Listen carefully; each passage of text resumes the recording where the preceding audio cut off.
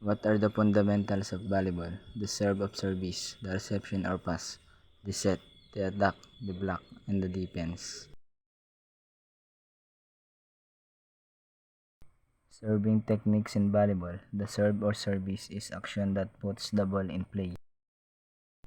Execution of the underhand serve in volleyball.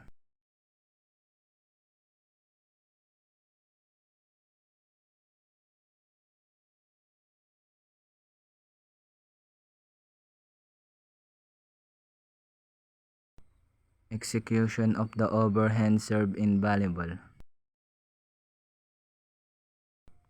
Execution of the jump serve in volleyball.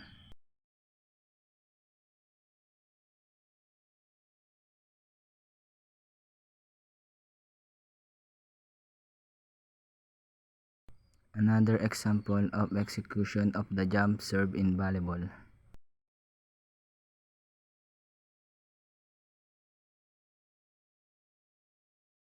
Techniques of reception or passing in volleyball. Reception or pass is the action of receiving the opponent's serve and passing the ball to the team setter.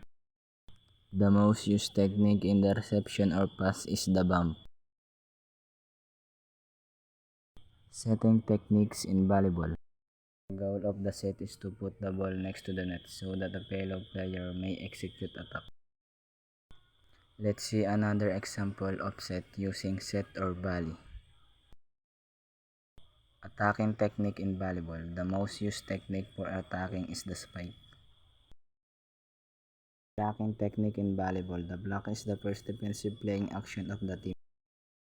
Defensive is a basic skill that may be performed with any body part including the feet. The goal of the defense is to prevent the success of the opposing team's attack.